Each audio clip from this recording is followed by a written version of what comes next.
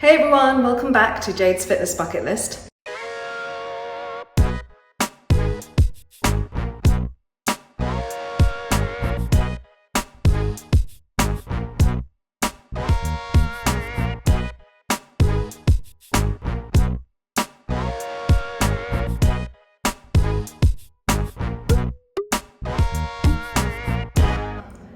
I think L-sits are awesome and everyone should learn them.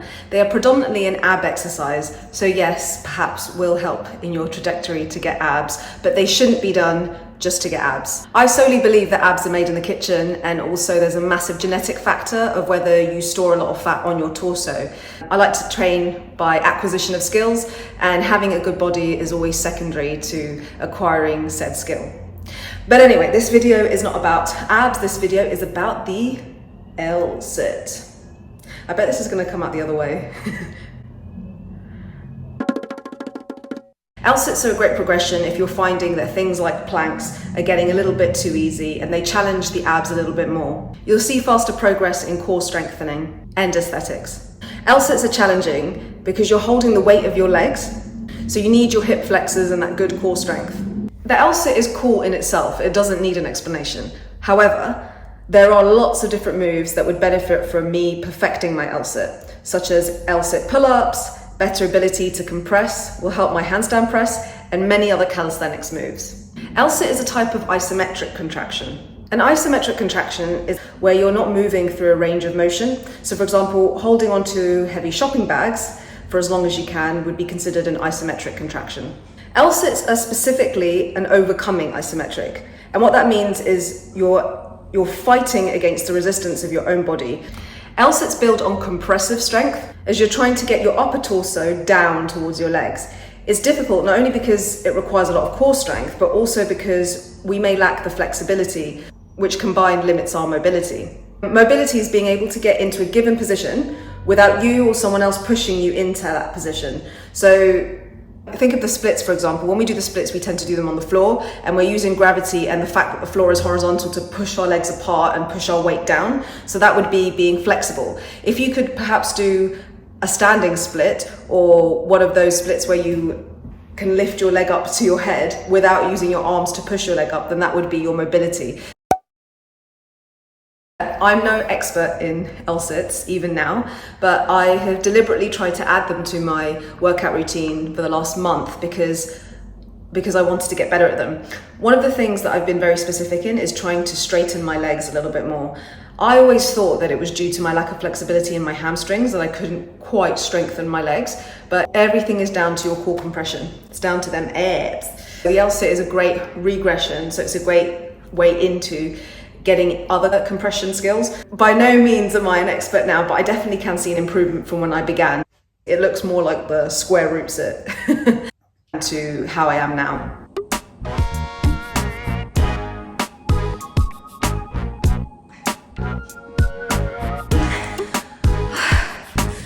I saw like my heel drop and I was like, nah, I'm out. This month of having added L-sits and not just playing around with them randomly when I feel like it, but actually having a routine where I'm doing at least one L-sit a week, that doesn't even sound as much, has helped me get that straighter leg. I also am now just noticing that sometimes I don't lock out my elbows, so they're slightly bent, they're slightly soft elbows as opposed to hard. I don't think that matters in particular, but I think it would really matter for me to get that length of arm, so I need to lock out when I eventually do L-sits on the floor. There are many ways we can increase our core strength and our compression strength. So you'll see various clips of me. Some of them I'm doing a hanging L-sit where I'm hanging on a bar and deliberately trying to keep my legs straight up in front of me. Some of them are isometric holds where I'm static and attempting to keep that hold. An L-sit, for example, is an isometric hold. And sometimes I'm doing things dynamically where I'm squeezing my abs and doing compression exercises, lifting those legs up, either when I'm hanging on a bar or when I'm holding onto the parallettes and trying to sustain my weight that way.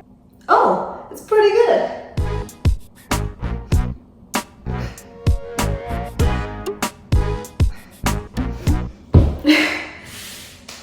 I've also been doing accessory work to help with this move, such as pike pulses and raised floor L-sits, where I lean forwards and forwards without rocking, which helps to stretch out those hamstrings. It's rare, but if your arms are too short, add some scapular contraction and get on your fingers. So you notice that when I do it on the floor, I'm just beginning to do it on the floor. Obviously it looks really messy. I am using the tips of my fingers at the moment because I guess I need to work on locking out that arm. And like I said, it is rare, but sometimes your arm length isn't as long as the compressed torso. So very rare, but some people anatomically can't lift up their legs and their bum off the floor to do an L-sit. I don't know, sometimes I tell myself that's me, but it is extremely rare. But another thing is I've got a butt, like I've got a butt on me and bums take space, so I really have to lift off the floor to even get a little bit of some type of L-sit. I'm trying to bring my legs actively up to fight against the resistance from the glutes and hamstrings and other antagonistic muscles. It's a really versatile movement, so it can be done hanging off a pull-up bar, it can be done with parallettes. I've tried them with everything, the little parallettes that you can use near to the ground, but also the larger P bars, and seeing if you can hold that static L-sit hold.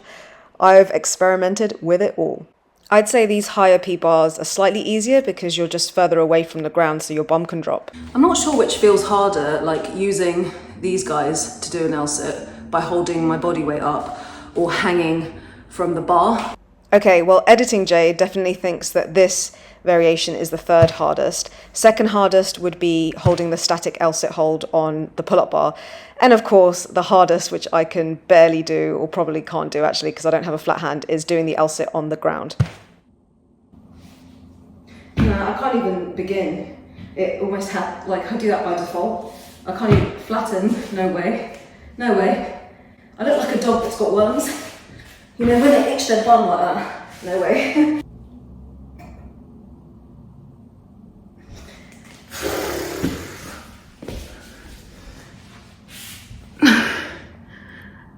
Yeah, that probably needs a bit of work. While I'm still very much a work in progress with this move, I'll insert some clips with my regression exercises that I've included in my routine to help with my compression and therefore help with the end goal, which is to hold the L-sit on the ground. Hope these help you too. I've included a wide variety using the pull-up bar, the P-bars, but also ones just on the floor if you don't have the equipment, and they vary in terms of how difficult they are, so if you can't do some, don't worry, I'm sure there's one or two in there that you could try. What's great about all of these is they can be modified to suit you. So here, for example, I'm using one leg to make the exercise slightly easier, and sometimes I feel super brave and try a tuck. That's too hard at the moment. So I really focus on my compression exercises. I feel like I've said compression 100 times in this video, but it's super important, believe me. I thought my hips were level with my head here. Ha. Yes, I've shown these bad boys already, but it's because I want to convey just how important they are. So you're gonna watch me again, do them with different clothing this time. The next videos are taken from my gym and just an example of the few exercises that I may do before I actually attempt the L-sits on these parallel bars. Sneaking in a little crow pose there, then a little pose in the mirror, and finally the actual L-sits. Lots of falling down as well. I then miraculously think that I've acquired amazing core strength and try and do a negative press handstand, but as you can see, I'm just falling all the way down. Don't have the abs yet. These negative press handstand attempts just mean that my L-sit session is hijacked by handstands. Why do handstands just get in the way? I always end my session with handstands. I don't know, something about floating and trying to balance, it's just so addictive. You just can't think of anything else. You want to be able to balance even if it looks really ugly. Wow, this handstand is really ugly. But yeah, that's how a general L-sit session goes. I then realised my core isn't going to get strong by itself, so I wave goodbye to handstands and get back on the grind. Look at me trying to make these all pretty and controlled with minimal swing. Aww. And that's what a typical session looks like. Now, alternatively, you may find all these exercises too easy. If that's the case, then just enjoy me having a little fall. If you enjoyed watching, you know what to do. Please give me a little like. And subscribe if you have not subscribed, because I will be out there trying to learn more skills, trying to become superwoman. If you are a gym girl like me, halter necks are so flattering. Shows those shoulders. I haven't even trained today, so this is me without pump. What do bodybuilders do? Do they do like, is that a move? I'm just making it up. I think I've seen this. They do something like this.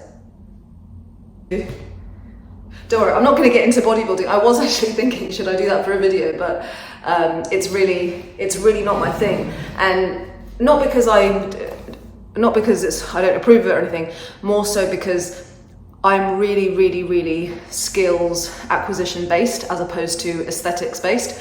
I like the secondary effects, and sometimes you see me posing like I am now because I like these kind of unknown muscles and hypertrophy that I'm seeing just from me acquiring new skills. I don't really pose in the mirror. Nothing wrong with posing in the mirror, but I tend to do it more when I'm filming these YouTube videos because I see my reflection in the camera and I'm like, oh, she's looking a bit strong today.